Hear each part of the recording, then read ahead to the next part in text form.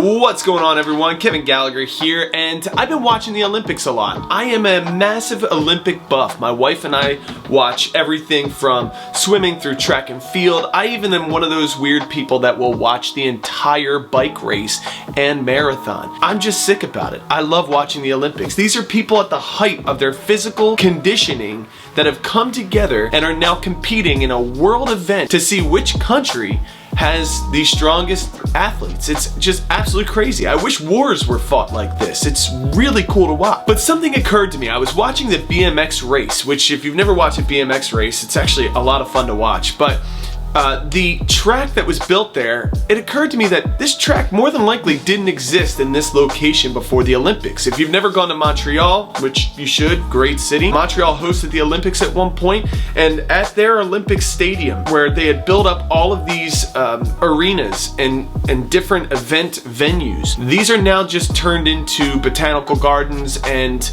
turned into biodomes. They're no longer being used for the intended purpose, and they were specifically built just for the Olympics. And that's the same case for Tokyo. They built all of these different Olympic venues to host these events at. And here's what occurred to me as I was watching the BMX race. There was no one in the stands. I mean, think about that for a second. Normally at the Olympics, the stands are packed with people from other countries, tourists, families of the competitors. You think about it from the perspective of all of these people are here and they're giving into the economy of wherever the Olympics are being hosted. But in the case of Tokyo, that's not happening. So the thing I want to talk about that I feel like, yeah, there are articles out there about this, but the thing I want to talk about that I feel no one is talking about is the economic impact of the Olympic Games on Tokyo. So let's get it going.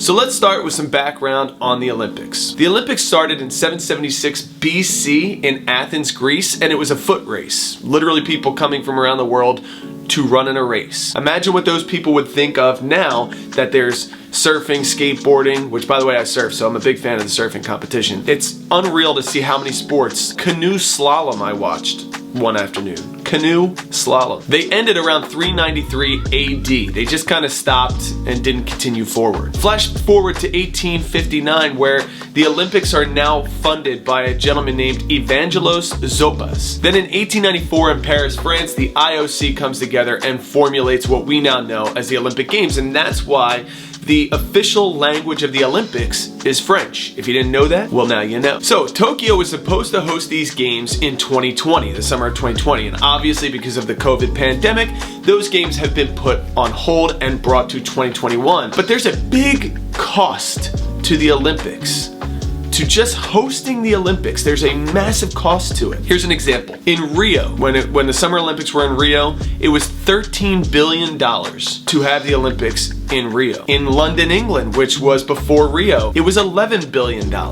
So you could see these are some big numbers being put out and money being spent. So how much was spent in Tokyo? Tokyo rings in at $30 billion. As of right now, they're saying upwards of 30 billion. So let's say somewhere between 25 billion and 30 billion. Easily one of the most expensive Olympic Games in the history of the Olympics. So why do cities want to host the Olympics? Well, that's a good question. Typically, a city will usually have some kind of a goal they want to accomplish, or they want to increase tourism and really highlight their city and show it off in a way to attract more people to it.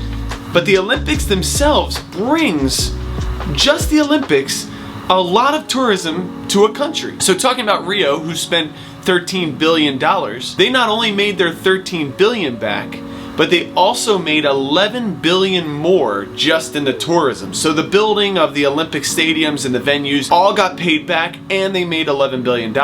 If you go back to the Vancouver Olympics, the cost of the Vancouver Olympics was $1.2 billion. They made $16.4 billion just in the tourism of people coming to visit Vancouver because of the Olympics. So Tokyo, having spent upwards of $30 billion, they are not going to get anywhere close to getting back the money. In fact, economists are figuring that Tokyo will only get back maybe $11 billion of the $30 billion that was spent. Now, according to Tokyo, this is not something we should be worried about because the Japanese government points out that their economy is worth $5.5 trillion. But here's what I want to point out. You know, I always got to have some type of a motivational option inside of a video, and I don't want this to just be all negative. Tokyo's goal, Japan's goal, the reason why they wanted to host the Olympics so bad. Japan and Tokyo had a goal for hosting the Olympics, and it had nothing to do with money. It had nothing to do with tourism.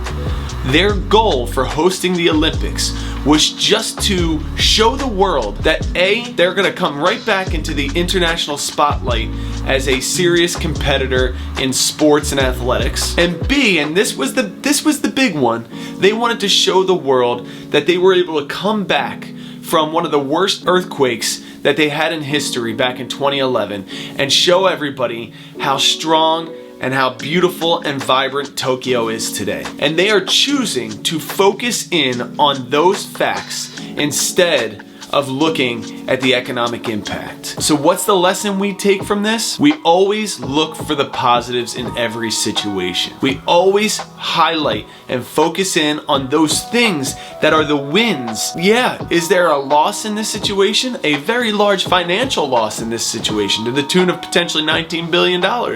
However, the win, what they choose to focus on is that they were able to spotlight Tokyo, spotlight Japan, and show everybody how they were able to climb out of this horrible earthquake stronger as a unified country, and I think they did a fantastic job of that. So that's it. I hope you enjoyed this. Hope you found it interesting. I wish you all the best. Have a great day and take care.